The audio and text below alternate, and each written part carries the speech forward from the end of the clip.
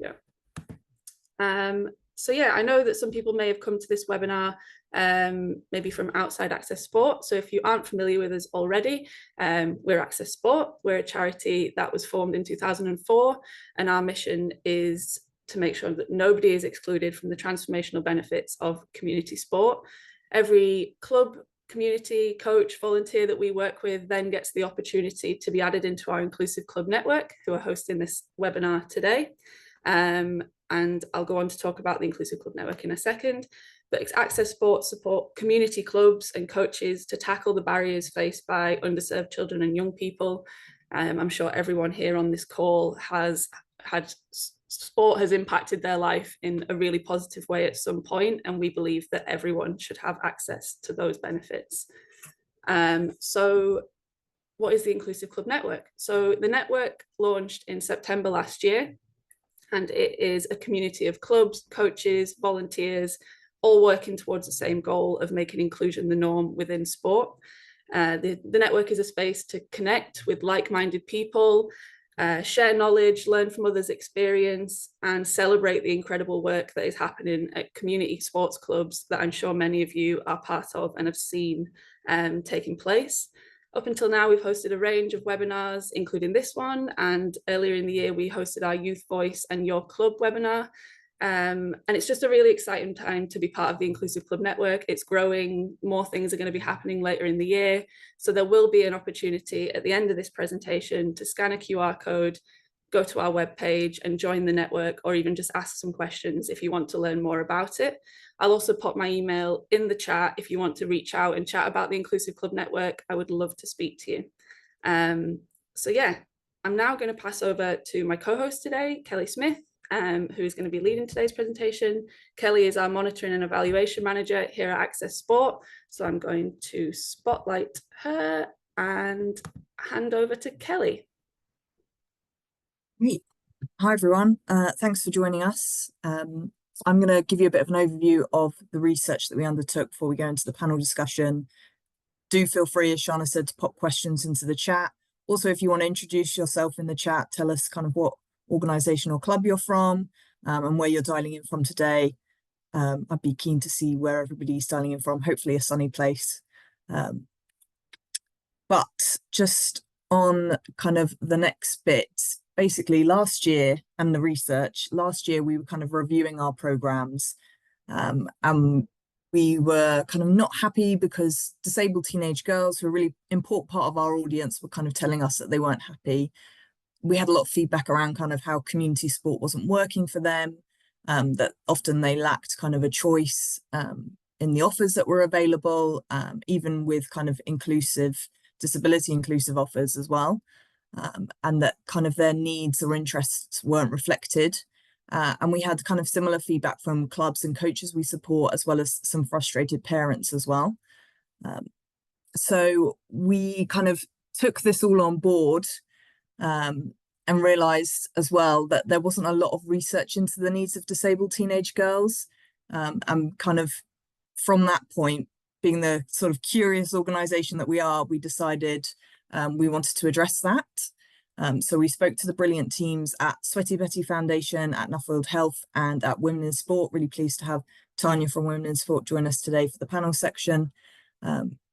And we kind of found that with them, they were equally kind of committed to understanding and addressing those barriers that prevent disabled teenage girls from taking part in sport and exercise. So that was kind of framing kind of where we were and how we got to the point of doing this research and partnering with some amazing partners for it. And then if I go to the next slide and talking about the research itself. So this piece of research built upon Women in Sport's Reframing Sport for Teenage Girls research, which showed kind of too many girls were disengaging from sport and exercise in their teens. And kind of we knew from our work at Access Sport that this was probably also true of disabled teenage girls. So our kind of primary goal with this research was to understand their experiences so that we can create those engaging offers for them.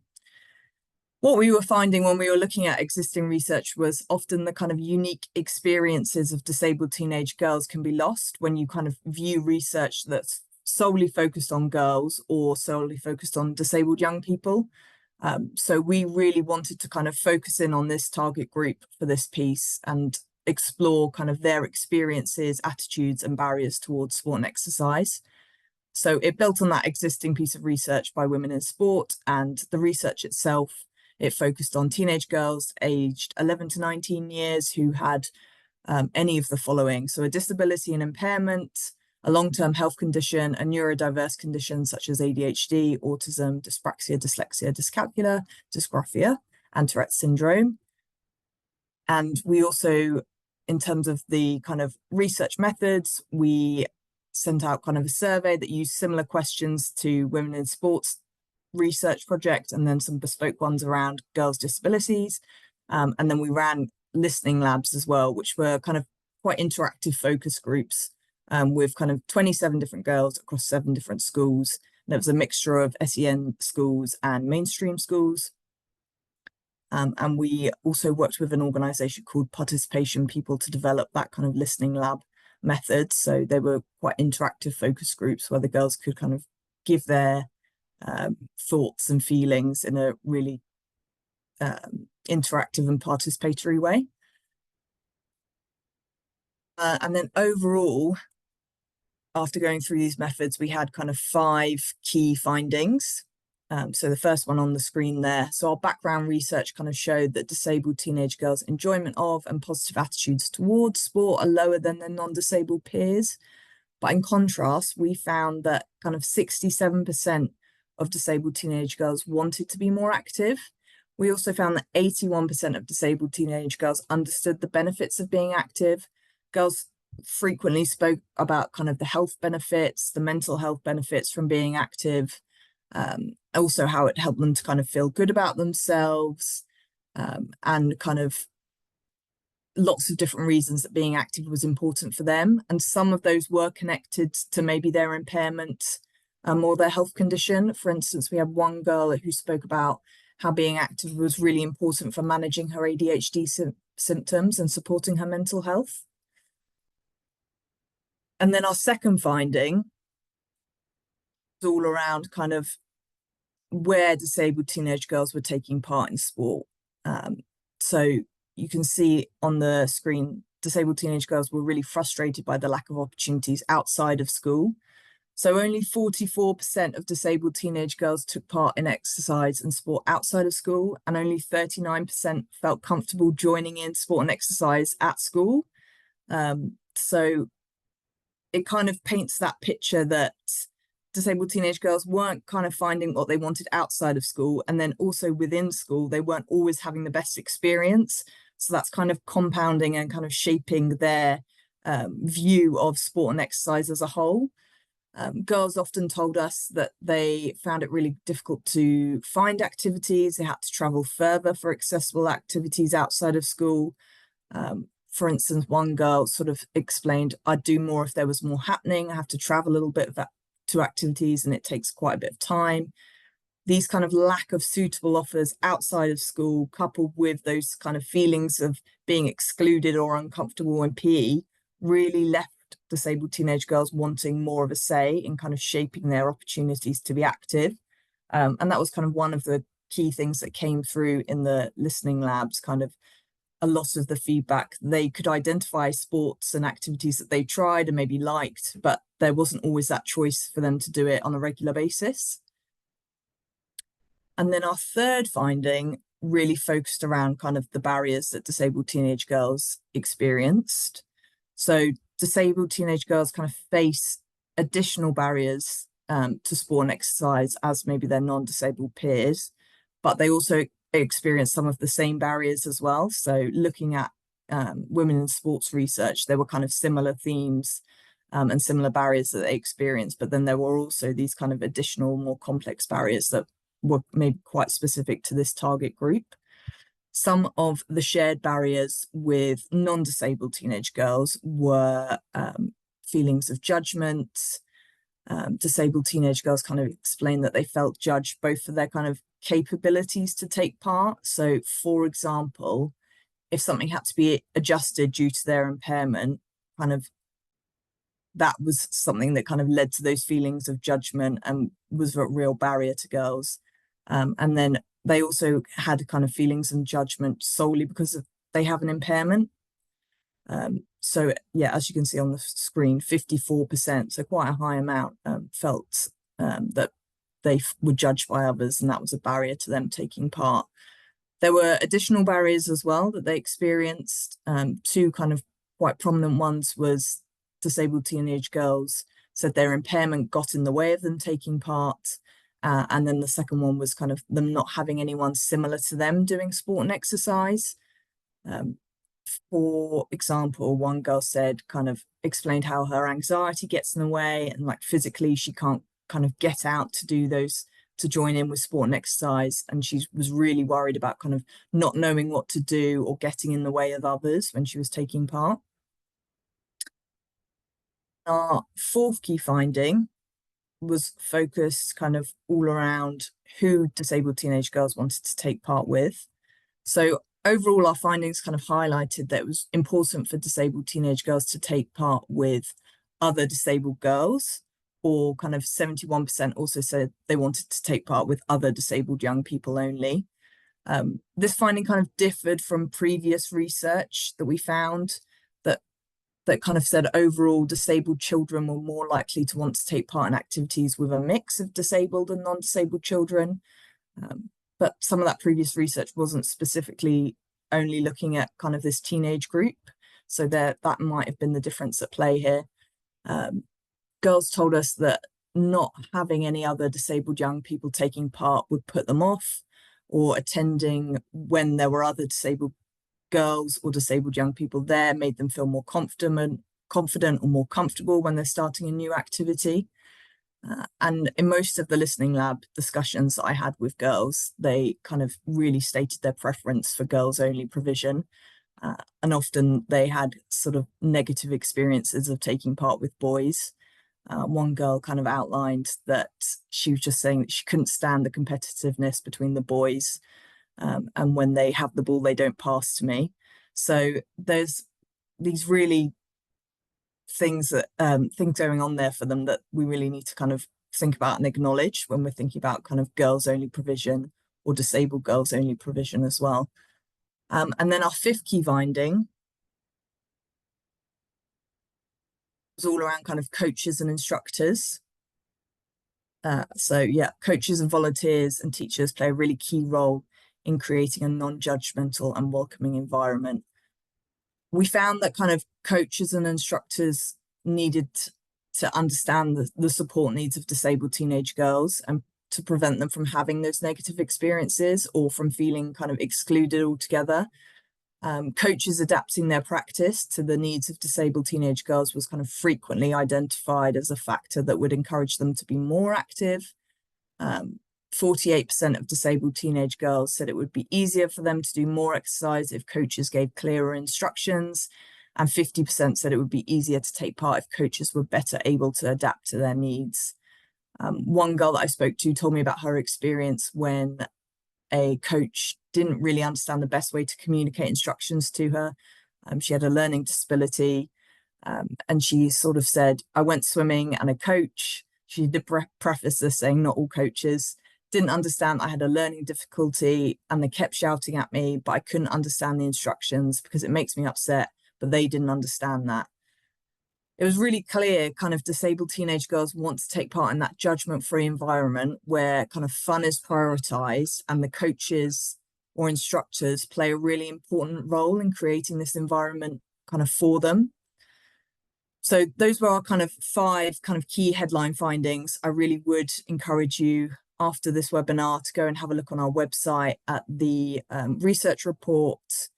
But just before we go into the panel, just wanted to show you a quick video that really brings these findings to life.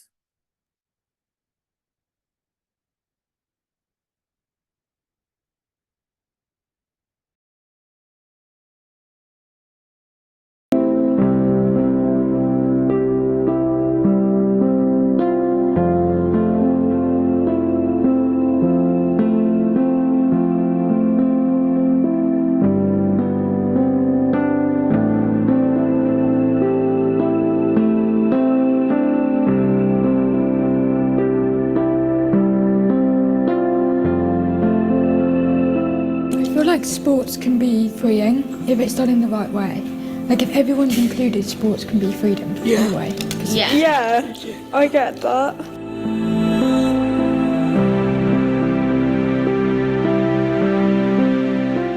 Can you tell us about a time you might have felt judged whilst playing sport?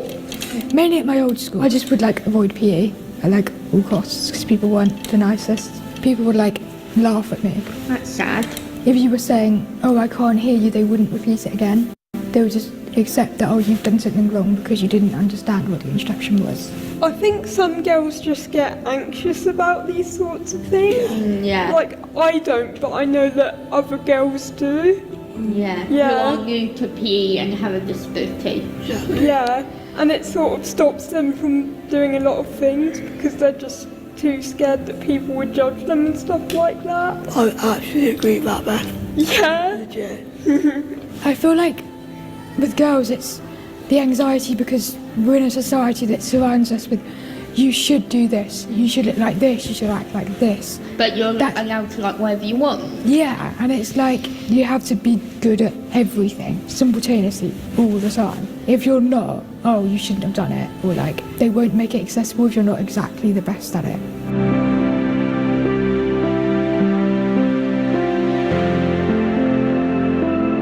If you were doing sport or exercise, who would you like to take part with? I mean, I would go with my friends because it's friends who I know. And friends you trust. Exactly. Would you agree as well, Beth? Yeah, I'd agree as well. I'd like to do it with people I get along with, really. Yeah, you don't want to do anything with people you don't trust because you never know what could happen. Exactly. I mean, everyone should be included no matter what. I mean, if I was the government, I made that the law. I make it the law of anything. Apologies, I don't know what happened there. Done it, or like they won't make it accessible if you're not exactly the best at it.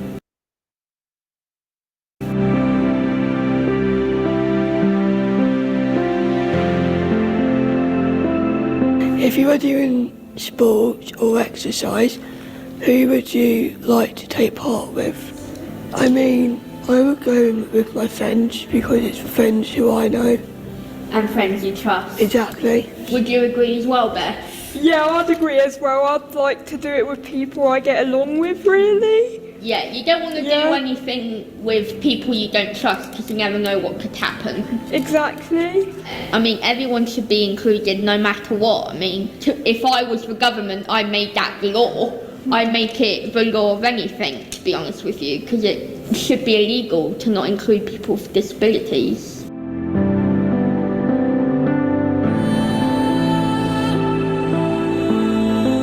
What could coaches do to make teenage girls feel more included? Well, for a start, they could not be so stupid. That would be good.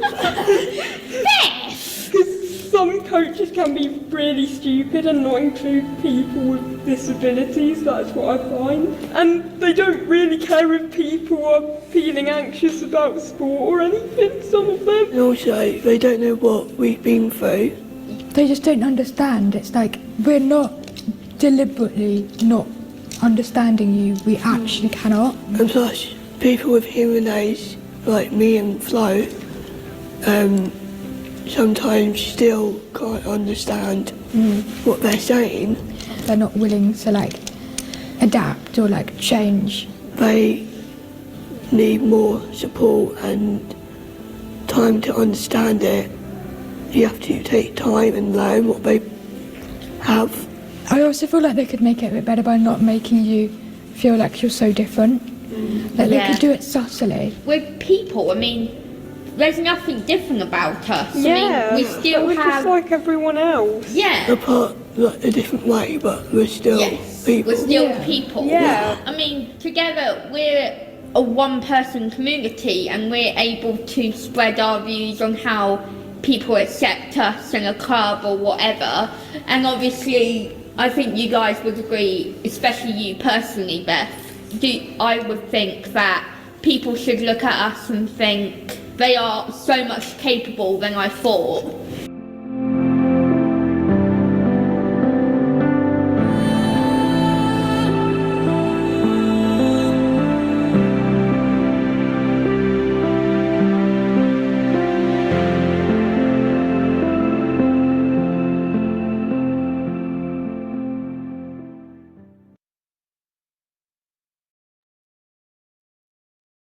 I really love that video. I think I've probably seen it too many times now, but I just love how eloquently they bring those research findings to life, probably much more than I ever could. We also had kind of 6 recommendations off the back of the research findings. And the first 3, I think, are really probably applicable to everybody on the call today. So they were really aimed at kind of sport and exercise providers, clubs, coaches, and hopefully they kind of really highlight what we can do and what you can do kind of walking away from this webinar today. So the kind of first recommendation to sport and exercise providers was to kind of build their understanding of disabled teenage girls' needs and their attitudes towards sport and exercise. Secondly, we wanted providers to provide kind of more inclusive offers,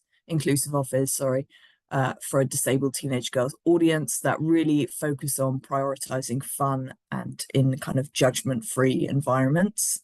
And then the third recommendation was focused on kind of better educating coaches in disability inclusive sport and exercise.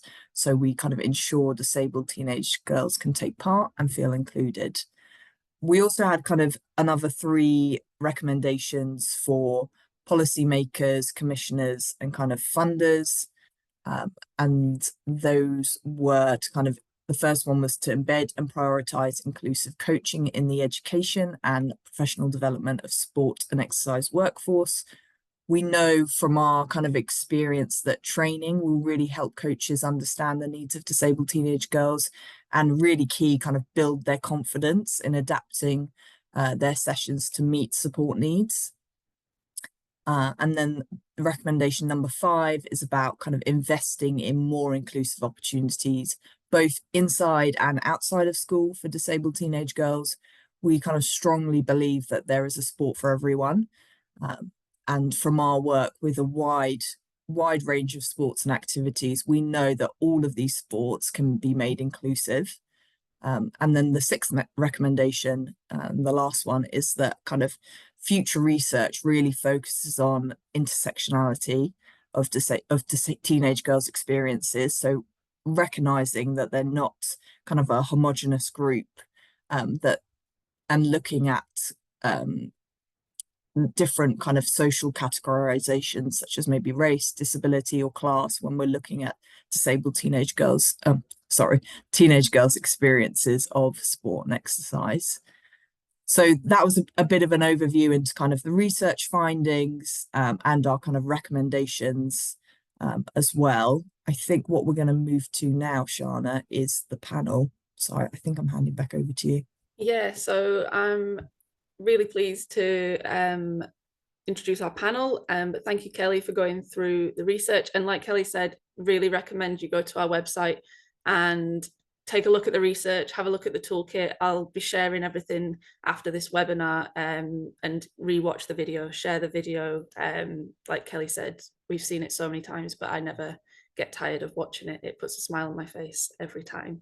So yeah, onto our panel. So today's panel, we are joined by a couple of guests. Kelly's also sitting on that panel.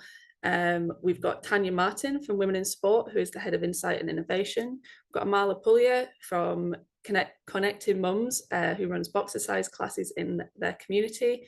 And unfortunately, I don't think Molly has been able to join us today, but Molly sits on our youth board, and it's just a shame that she won't be able to join us today, but I'm sure we'll get loads of great insights and hear from their experience from everyone that is here.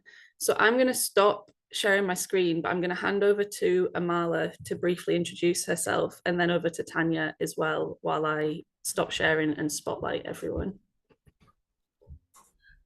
Hello, good afternoon, everyone.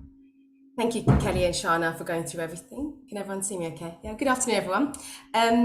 So my name's Amala Poulier. I am a so I run Connecting Mums, where I deliver and run inclusive and accessible fitness classes and personal training and boxercise across Bromley and surrounding boroughs. So I work within Croydon as well as Southwark. So I work with underrepresented groups. Some of the sessions that I ran are with Mind in Croydon, so those young people with mental health illnesses. I also work with some organisations called Casper, who work with young people with autism and who are also neurodivergent. I deliver the SEN boxer size session and with Croydon Council and Access Sport partnership, which specifically targets young teenage girls who are deaf and disabled or neurodivergent. So I've been running that session since January now. So I'm going to give you a little bit more of that information about those sessions later on. Previously to that, I worked at Southwark Council as a sports development officer for over 14 years. And within that role, I also delivered programs for underrepresented groups, specifically deaf and disabled people, women and girls, and older adults. So I've been in sports development, delivering and running projects for about 15, 16 years now. Well, thanks, Amala. And Tanya? Hi, everybody. Good afternoon. Great to be here and see so many of you on the call as well to listen to this fantastic research that Access Sport have kind of been spearheading and Women in Sport have been supporting over the past few months. As Kelly said, my name is Tanya Martin. I'm the head of Insight and Innovation at Women in Sport, and that basically means that I oversee and run all of our research and insight work that we do here, but also how we translate that into kind of innovation opportunities and how we translate it into action on the ground, which again, Access Sport have done so beautifully with kind of the toolkit as well that I'm sure you'll all be signposted to. So Women in Sport, we look at women and girls' relationship with sport and exercise across the lifespan. So our work looks at women and girls' relationship all the way from the early primary school years all the way through to menopause, midlife, later life. And teenage girls in particular has been a very core area of focus for us for the past 6 years, because we know it's one of the most challenging life stages in which girls experience a whole multitude of barriers. And so it's been a real core focus for us as an organisation to think about how we change the landscape for girls and how we drive sustainable change. So for us, it was an absolute no-brainer to come into this research with Access Sport, actually, because whilst a lot of our work has looked at girls more holistically, the research Kelly's just taken you through really looks at girls, specifically those girls who are disabled and experiencing more significant barriers. So again, which we'll come on to. Well, thanks, Tanya. So I have a couple of questions kind of to ask the panel kind of pre-arranged, but please feel free to pop some questions in the chat while we're talking, and there'll be an opportunity to come off mute and have a conversation afterwards if you have a question you'd like to ask. So I'm going to start with Amala. Obviously, we've just gone through the research findings, and I guess it'd be really great to hear how they reflect kind of the needs of the teenage girls in your community and the participants that you're seeing come into your sessions. Sure. Yeah. So I mentioned I ran the SEN girls boxer size session on Mondays. So we ran that since January, and that session's changed many times. So definitely being adaptable, especially with the venue and just around how we're marketing as well, the sessions. One of the biggest things that's come out of that, and it definitely has come, shows and reflects from the research, is that disabled girls do want to participate in sport with other disabled teenage girls. I think there's just, I kind of had a little bit of a learning this week, which was great because you're always learning as a coach and instructor, but around a young person that was a little bit distressed in the class, and it has never happened before. But the bond that the girls had over this incident was absolutely incredible. And, you could have seen that as a negative, but it just wasn't. It was something that brought them together. And I think that is a thing. They understand each other's challenges and their barriers that they've had to go through to be there, even to get through those doors every Monday. And they are there every Monday, which is just so lovely. And some days they don't want to, they just want to chat to you. They don't necessarily just want to take part, and that's also lovely because there's a real social side to that, and that is why they're there. But I think they don't talked about the judgment quite a lot, and actually I think we've helped build an environment where they do feel they can be open, they can be themselves. And so because an incident happened, they all just understood it and go, oh, don't worry about it, I get that. I understand where you've been, and I've had that too. And it was really comforting, I think, for all of them to kind of share that together. So I think I've gone round in circles here, but that has been really quite key for me around actually they do want to be and participate, and they feel more comfortable participating with others that are really similar to them, but different, you know? Hopefully that answers some of it. No, that's great. And I think, like we spoke about before, it's so nice to hear that it's like happening in real time. And like you said, this research is so relevant to things that you're seeing like just this week. And I think that's a really key part of why this research is so important. I guess, Tanya, obviously women in sport have done loads of research in this kind of field. So I think it'd be really nice to hear how the findings of this research reflect or differ from like previous research that women in sport have done. Yeah, no, it's a great question, actually. We've done a huge amount of work with teenage girls over the past 5 or 6 years. And I think what always stands out for me is actually there's a huge amount of commonality in our experience as a gender, as females, when it comes to sport and exercise. But having said that, it's also really important that we understand the differences as well, and where we understand where some things might be more amplified for some girls than they are for others. And I think Kelly already pointed to some of those things that are quite similar. So it's really good to see that, you know, disabled girls do understand the benefits of being active, just as most girls do. And they also have that desire, which is really important, because I think we often hear the myth that actually, you know, girls just don't want to do sport, and girls just they just don't like it, they just don't want to do it. But actually what we know is that girls do want to do it. There's a really high desire for girls to get active, to take part in sport and physical activity for all of the benefits that we know it can give them. But what we see, and I think what was specifically stark in this research, is there's a real disconnect between that desire to get active and actually your enjoyment of it and your experience of it is quite different. So whilst the desire is there, you actually, when you turn up and when you experience it, even if you've managed to get to that point of getting through the door in the first place, you know, there is a real disconnect between what we want and what we actually experience as teenage girls. There were some shared barriers, particularly around things like low confidence, not necessarily finding sport easy, which I think is often amplified for disabled teenage girls in particular who have unique needs. And that feeling of judgment and kind of being watched by others, we know is very common amongst lots of teenage girls. But I think for me, what also stood out in this particular research is actually the way fear of judgment manifests for disabled teenage girls in particular, you know, because they also, whether that's a physical disability or, you know, a hidden disability, they are feeling judged for being who they are, as a disabled teenage girl. And that is something we have got to eradicate and we have got to stop. And I think part of that is also not making assumptions about disabilities in terms of, you know, assuming that because you can't see a disability that there might not be one there. And that's something we all need to be really, really conscious of. I think one of the stark things as well that came through here was that kind of lack of engagement in PE, which we know again is quite high for a lot of teenage girls. But actually there were so few disabled teenage girls, you know, enjoying PE and actually taking part. And for some of those girls, that's going to be their only way of taking part in sport and physical activity within the school environment. So if we're not able to adapt the school environment, you know, there is something really wrong there, that those girls are not able to take part and really enjoy it. And then how that translates into the community is also really, really important. So not having that, you know, plethora of things that you can get involved in. There are so many different ways you can take part in sport, exercise and physical activity. And it feels like disabled girls in particular are really lacking in opportunities to experience those different things. And so that, again, I think is something that's amplified, I think, particularly for this group. And I think also lack of representation was a really interesting one, because we do know that teenage girls generally feel that there's a lack of female representation in sport, and we know through all of the data that we are underrepresented in sport and exercise environments.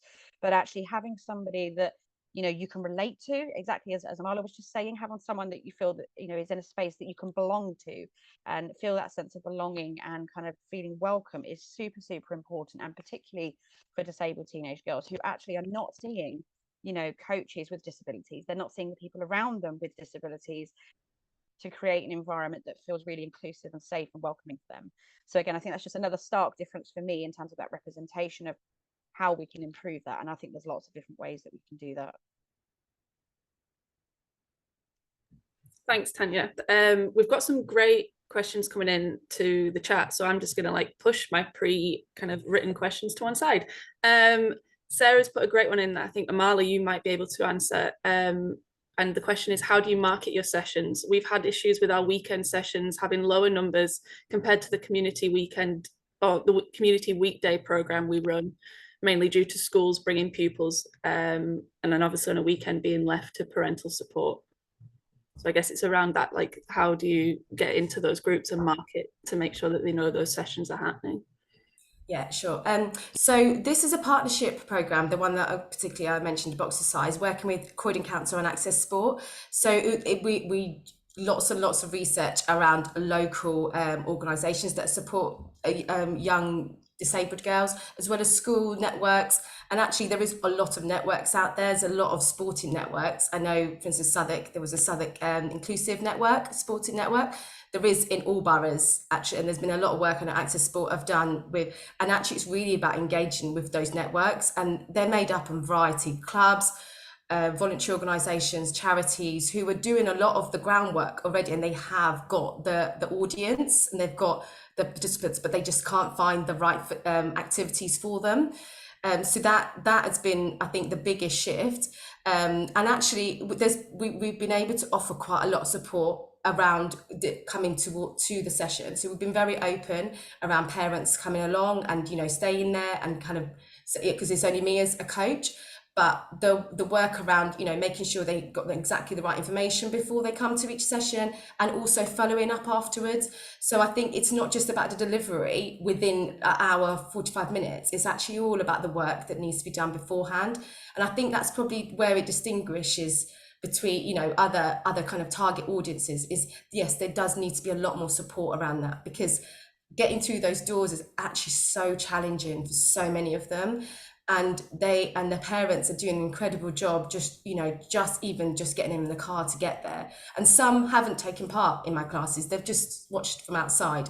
And then they gradually will integrate, as where they're comfortable, they can see the gloves, they might meet some of the girls, and then maybe next week they'll join in. So it's about being adaptable, but you definitely need to put that support around the sessions before, during, and afterwards, as in terms of your marketing. So don't just send a leaflet out. That's not going to do anything. You've got to follow up with the parents, with the teachers, however their referrals have come through, charities, etc. So it's a little bit wider than just sending through stuff to emails out, posters, etc. And I think that's probably, I know some of the programs I used to run in Southwark, definitely we hadn't learnt those lessons. We lacked in that. And that's where we didn't see the numbers. Also, sorry to go on, but the numbers need to be, it's not going to be the same as your mainstream sessions. You're not going to get the 10, 15, 20 kids come in all at once. I've been working with 5 girls, but they come every week. And that is the most important thing. It's about making sure that those that are coming feel comfortable, they feel included, they feel supported. And then they're going on to then tell their friends, and then new people come in. And that's actually how we're getting new people join, is by word of mouth, from nurturing with a small group first and then building from there. I hope that helps. Sorry. Just to add to that as well, what we found in the research, that girls kind of taking part with other disabled girls was really important, or with other girls more generally, but also like taking part with their friends was really key.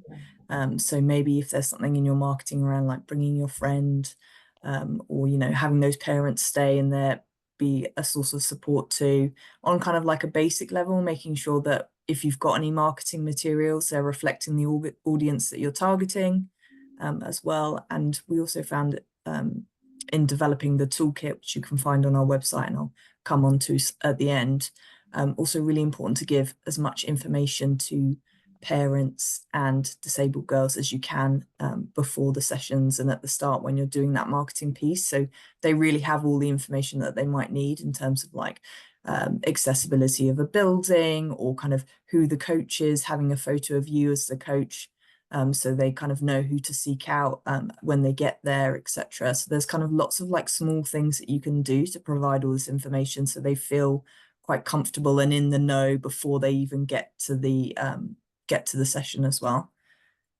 I'm sorry, there was also one more thing we ran taster sessions as well. So we didn't just go, you have to sign up to a whole block, that's it, or even pay as you go. We kind of did it as certain dates you could come along and try. So that particularly worked well, because the parents knew that they were going to be with other children who were also new to the session. So they weren't just coming along new on their own. If that makes sense. So if you can, not just run it as a complete program, but just introduce those taster sessions in there. And again, what Kelly said around being really open about what you're providing beforehand and during the session. I was just going to build on that with one final comment, if that's okay. I think our mantra has always been, when it comes to marketing, go where women and girls are, as opposed to just waiting for them to come to you. So actually, how do you target your marketing in a way that reaches both the parents, because I think parents are really important when it comes to girls with disabilities, because they often have to provide more hands-on support. How do you target those parents, and how do you target the girls, and what are the right routes to do that? So I think some of those networks and links that Amala was talking about are absolutely key. Thinking about how you go through schools to inspire and engage the girls, how you go through local community groups, whatever kind of group you might be in. Who are those? Where are girls frequenting in your local area? Where are they going, and how can you target them through those routes? But then also parents as well. So is it local community mums groups, for example, or Facebook groups for them to also target them to say this is a great thing for your daughter? So I think always just thinking about what those different channels might be and how you engage the girls, but then also how you engage the parents, because they do provide so much support for the girls to be able to come. And parents are juggling a lot. They are juggling a huge amount in terms of work, family life, and other things. So I think the easier we can make it for them, as Kelly said, and providing as much information as possible really helps both the parent and the girl to feel that they can come along and give it a try.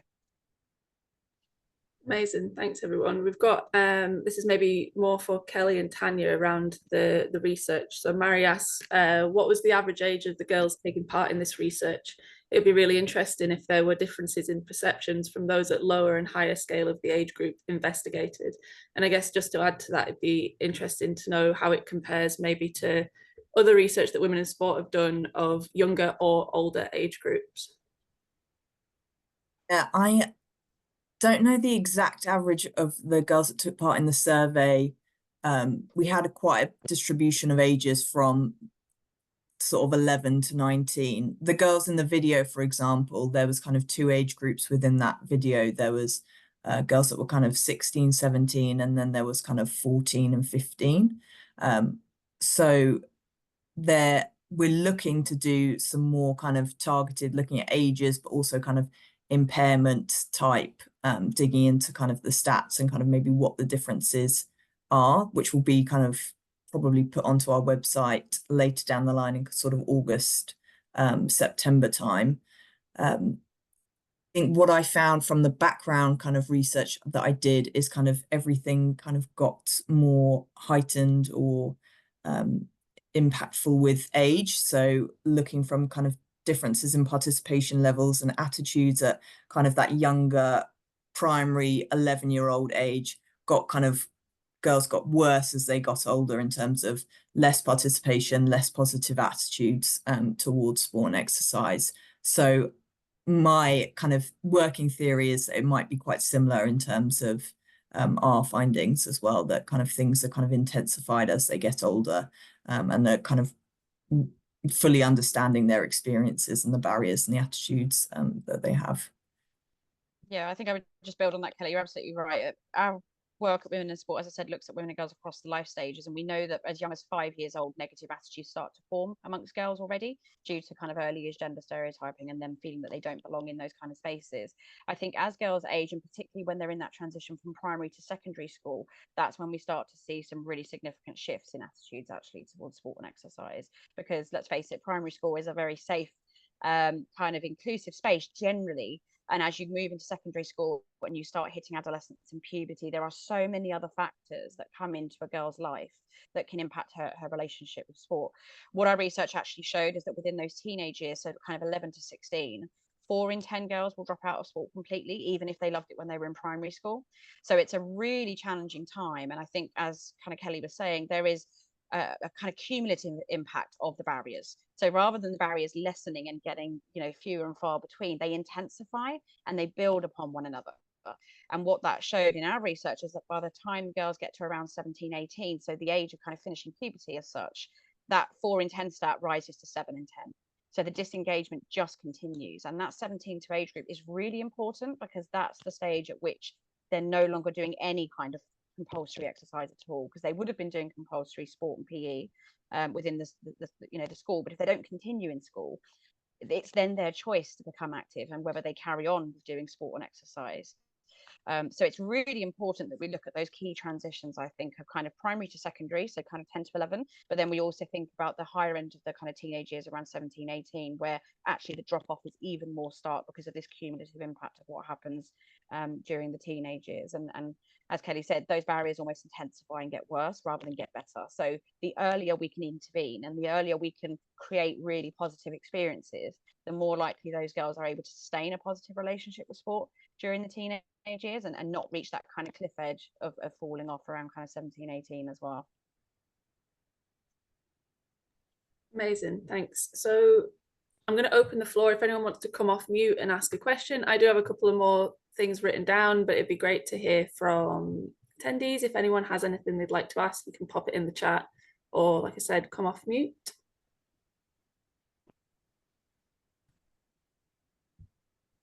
Can you hear me? We can. Okay. Sometimes my computer doesn't work. I've come to the moment where I'm testing it and it's working. I just wrote down the list of, as being a sports coach myself, coaches need more training. Sometimes they're not all stupid. They're just under stress taking a class. I run a judo club. But if you've got 40 children in the class and you've only got 2 coaches, to give time to a disabled person, whether it's male or female, is very difficult. And that's what led to us starting our own autistic judo club, which we run once a month. Can clubs afford to undertake coaching to do all these things? I mean, all our coaches are volunteers. So the reason I'm on the thing today is because everybody else is at work. You know, they can't do. I'm retired, obviously. I can do it. So who's going to pay? Who pays for all this? The projects. It's a bit like listening about the general election at the moment. Who's paying? Who pays for this coaching? Who pays for this? I was on a webinar during the COVID, and a lady came out and said the reason disabled sport is not really looked after is because it costs twice as much as mainstream, and we find that, you know, ourselves, it does cost a lot to run our session on one Sunday. So it's, you know, it's all good intentions, but unless you've got the backup, schools, we're in a school of 2,500 pupils, and they've got a SEND group in there. Over there, we've been doing it since 2019. I think I've had one person from the SEND group within the school where our club is. Shows you it. You know, teachers, they're under so much pressure, and when you go to them, they say, "Yeah, I'll deal with that. I'll do it," but it never gets done. I'm only passing on experiences from what I've seen and what I've done, and it's, you know, it's hard.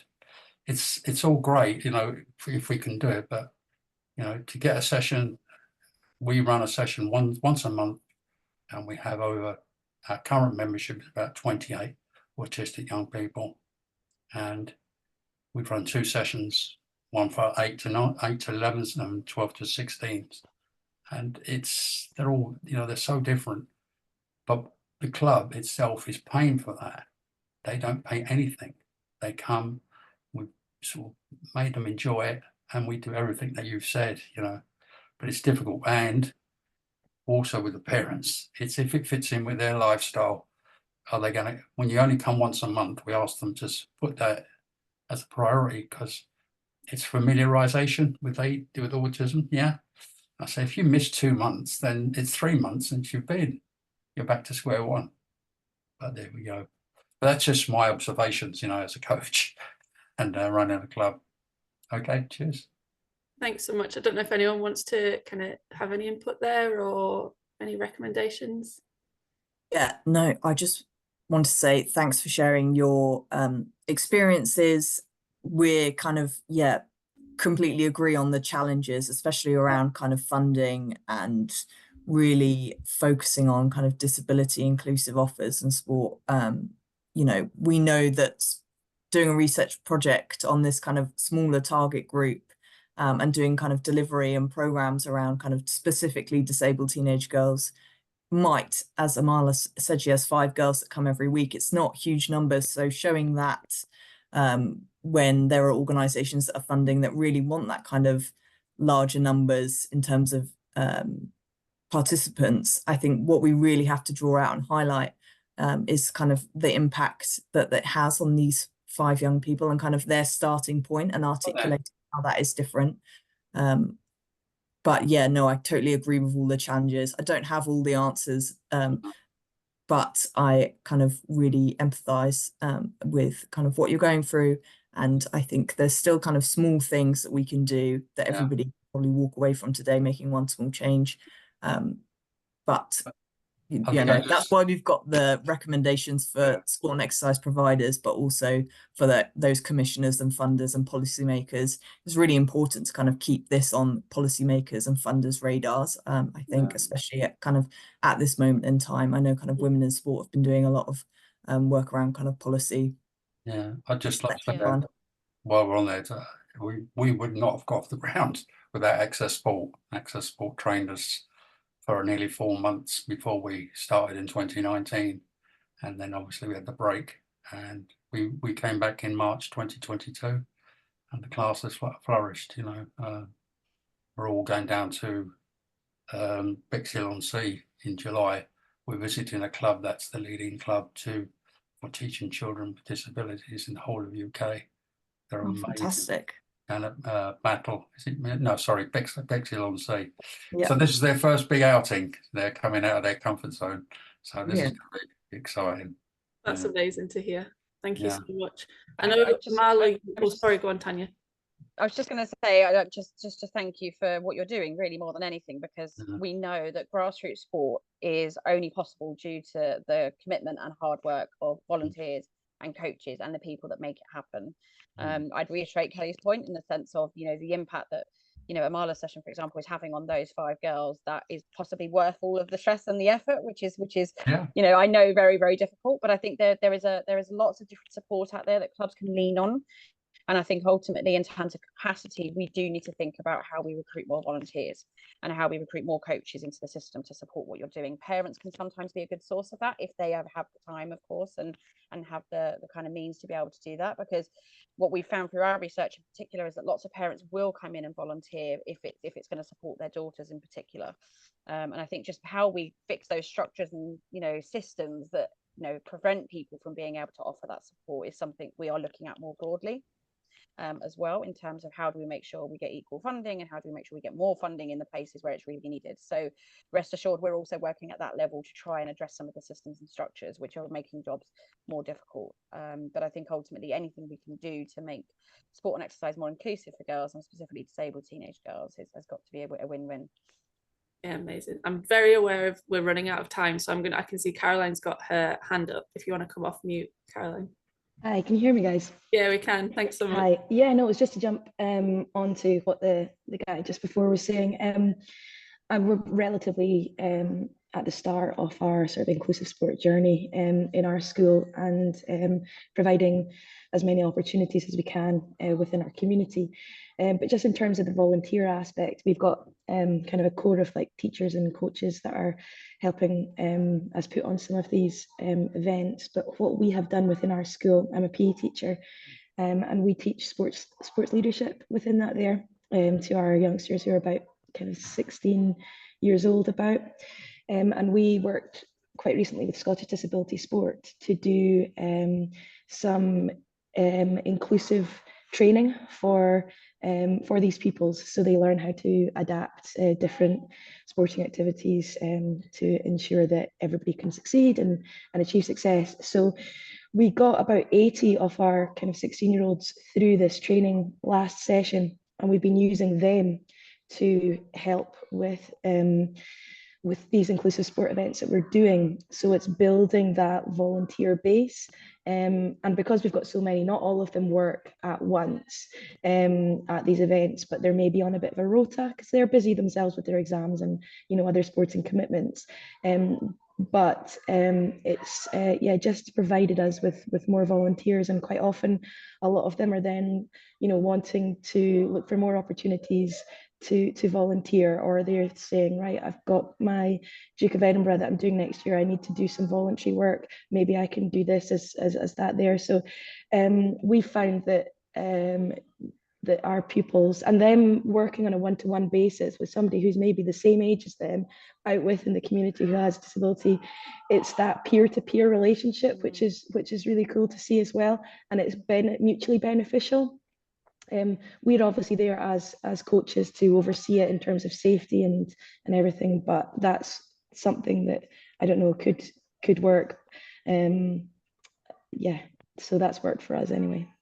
No, you're absolutely right. And I think probably all of us on this call can attest to, especially Access Sport, we see in community clubs when they upskill those young people and help them become volunteers, they want to stay within their club and they want to give back to the club that's given them so much.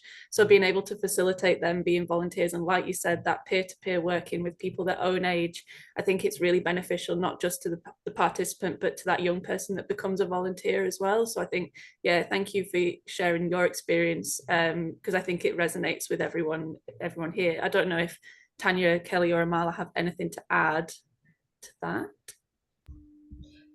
Just a quick one. Yeah, I mean, that sounds absolutely, you know, a great good practice model in terms of getting those young people trained up. And the sports leadership, I remember doing that when I was 16, and it really did give me the confidence to be able to just deliver, because you're doing it alongside your friends. You know, you've done that training together, and then, you know, having a supportive environment, which it sounds like they have, to be able to then go out there and deliver, will really help them, you know, grow as coaches and become more adaptable, which is what they need to be able to support young people with disabilities, and especially disabled teenage girls. And do you link in with stuff in the community as well with that work? Do they do stuff with other sports clubs or other community groups?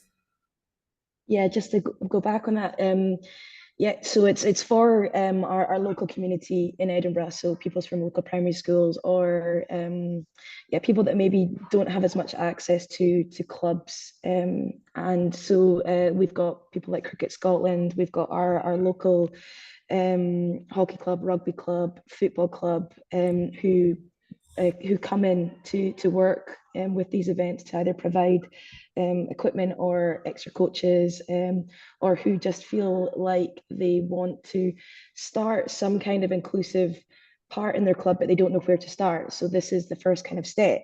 And even if that is just creating links, or meeting some of the young children and say, right, okay, now that we've done this a couple of times, maybe we can start an inclusive sport night in our club context. So we're working with local clubs as well with that. That's brilliant. It's so nice to hear. I'm very aware that we've gone 2 minutes over, so we are going to just go back to the presentation very briefly. But if anyone has any more questions, we'll stay, or a couple of us might stay on for like 5-10 minutes after. Please feel free to stay on and ask away. But I'm just going to go back to the presentation and hand back to Kelly, who's going to just briefly tell us about the toolkit that goes along with this research. Yeah, so kind of the slides from today, as well as kind of the recording of the webinar, we'll kind of share with you in the next kind of few days. We'll also share with you our kind of the research report and toolkit. It's all on our website as well, if you want to have a look yourself. Really encourage you to kind of share it with your own networks and kind of look at implementing some of those recommendations at your own club. If you want to have a chat with us about it, go for it. We're kind of open door policy at Access Sport, more than happy to have a chat with anybody and talk through those elements. So the toolkit is kind of there's kind of 6 sections to it, and it's got kind of bite-sized pieces of research, links to resources, good practice, and kind of practical guidance. There's also a lot of like tools that you can download and use yourself. There's links to other websites that have got kind of more information on different elements. So I know there was a question around marketing, and have lots of links to websites around kind of how to market your sessions, and creating those resources. Also things around kind of creating accessibility packs. We've got kind of templates that we've used at Access Sport previously that you can download and use. And there's kind of 6 different bits that are aimed at kind of different elements. So there's a bit that gives you a bit of an overview of the research with kind of key stats that you could use, maybe if you're doing an funding application, or you were kind of showcasing kind of what you've done to a funder and you needed some kind of needs stats.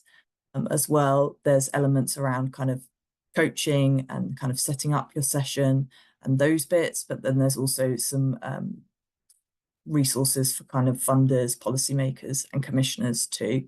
So yeah, please do have a look at that toolkit. And if you've got any kind of feedback on the report or the toolkit, again, just let us know. We're kind of really keen to kind of learn how this toolkit's being used, and how the report and the findings have been used as well. So feel free to get in touch.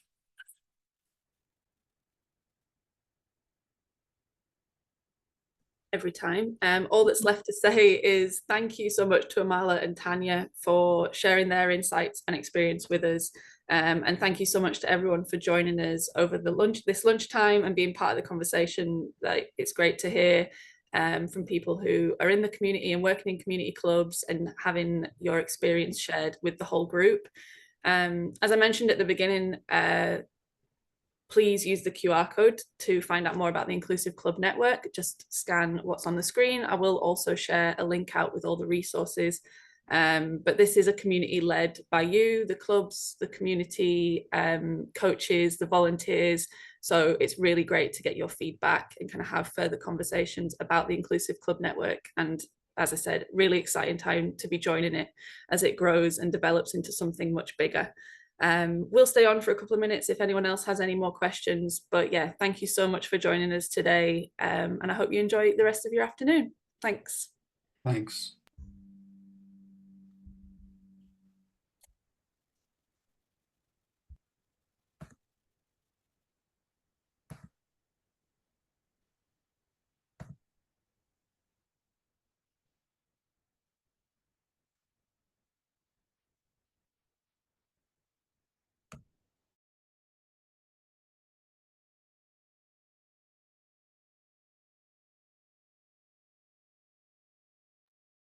Thanks, Tanya. Thanks, Amala. Just going to stop the recording before. Thanks for that. Very good. Yeah, thanks.